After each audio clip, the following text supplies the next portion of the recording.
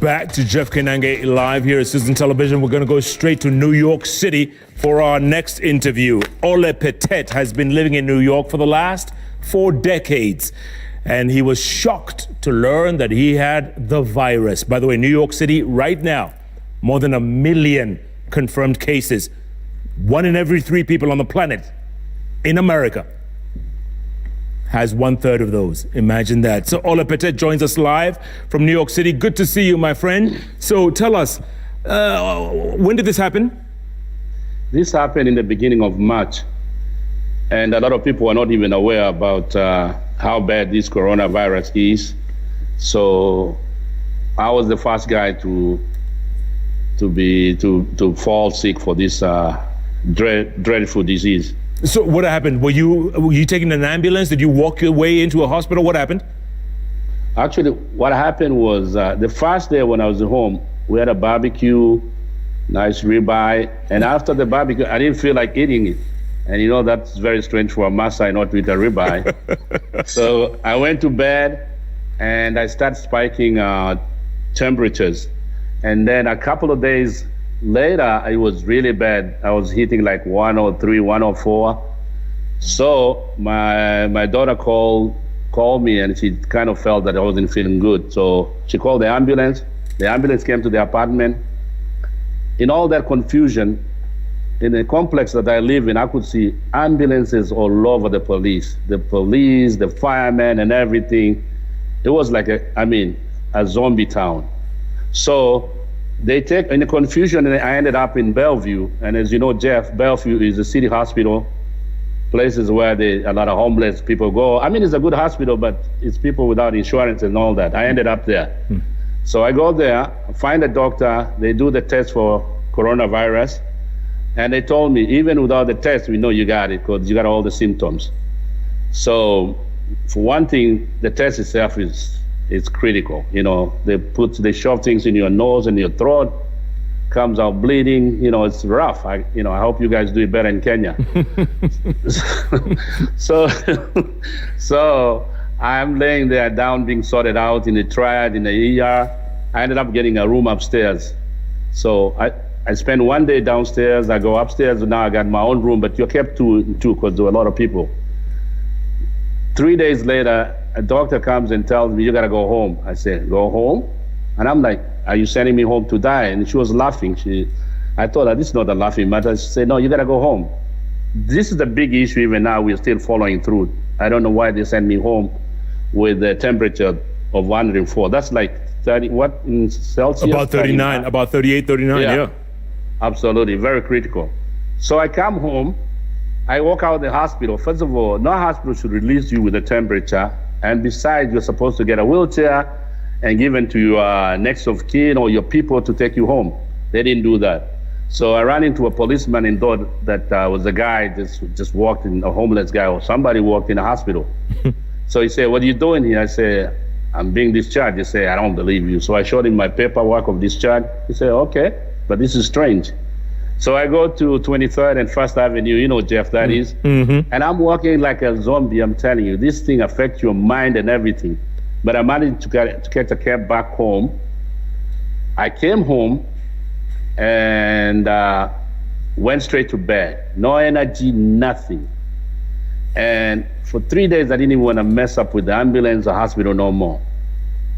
Then my daughter, who's a lawyer, Laisa, thank her, she called, she couldn't come home because, I probably contaminated her. So I told her, I didn't tell her. She said, Dad, I'm calling for the ambulance right now and now. So she calls one, and I said, this time I'm going to the best hospital, one of the best top 5 in the US, which is Cornell Presbyterian. So they take me there, and these people are really nice. They say, even with all the tests, we know what you got. So they started giving me the hydroxychloroquine and Z-Max antibiotics. But let me tell you, when I left the house, that didn't matter at all. What mattered was the oxygen the guys in the ambulance gave me. I was actually, halfway dead. Your oxygen level should never fall below 90. I think I was in the 70s. So that gave me a little relief. I went to the hospital. They hooked me up, everything. No ventilators, because that's another stage, and I'll explain that later. So they checked me and gave me the medication. They said, we don't know whether it's going to help you or not, but this is all we got. I said, okay, let's go. So I got the chloroquine medication. One thing I knew probably wouldn't harm me, because I already had it in Kenya, because a lot of people are dying from it because of allergy and other stuff. But I knew if it doesn't cure me, it won't kill me. So that was the situation. So I finished that in about 5 days, and the temperature was still spiking, and I'm falling in and out of life. I think I crossed the other side at one time. I remember hallucinating. There was a lot of reggae, let me tell you. That's the good part.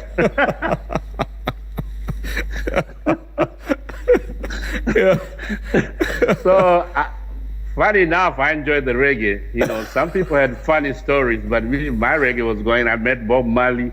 You know, we had fun. You know, we smoked some ganja. You know, it was crazy, seriously crazy. Right. So, and the funny thing, even when they put you in the hospital, in these good hospitals, they lock you in, but they use remotes. Your high blood pressure is hooked up there. Your oxygen is put in your finger. The EKG is hooked. So they don't want to mess with you also. You know, it's like in the Bible, those people had the leper disease. Yeah. And they put two people in a room.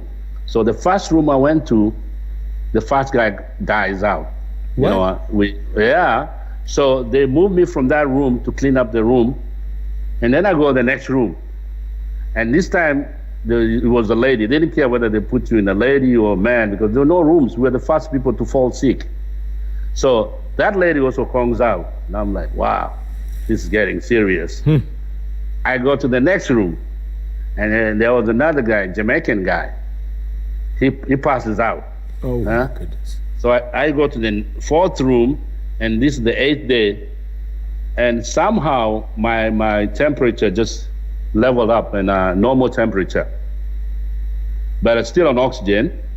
And then I could hear the next guy, they were telling him, you know, you're getting 100% oxygen, but you know, your body's not responding, so we don't know what to do.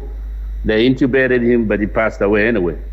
Cool. So I was like, whoa, intubation is bad news. So, because you're halfway in a coma anyway.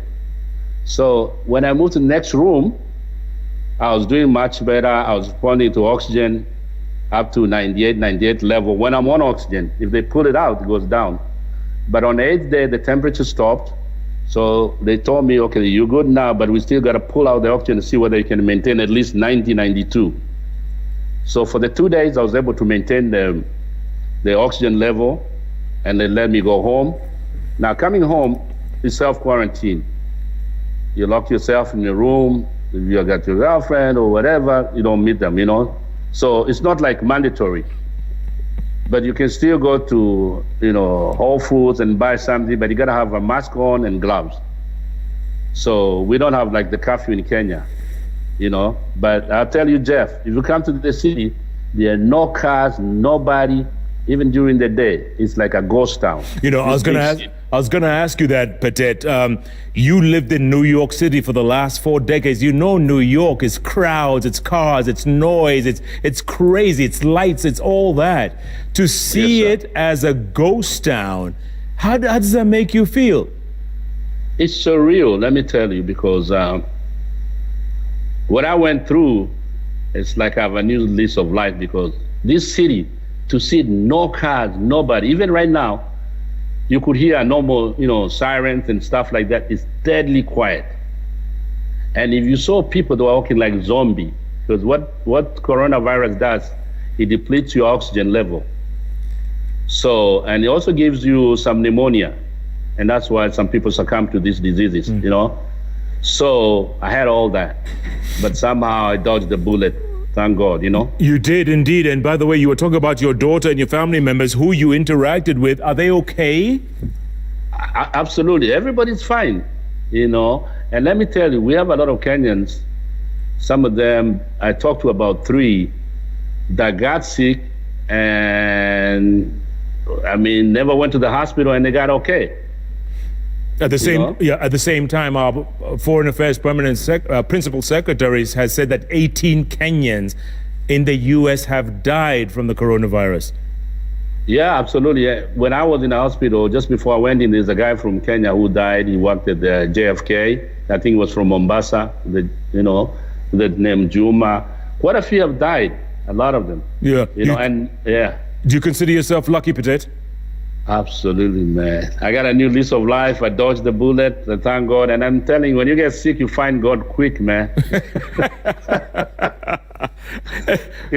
Pertet, when you see the numbers in the U.S., I mean, they had spiked like 4,000 plus a day. People die. Right now, more people have died in America than died in the Vietnam War.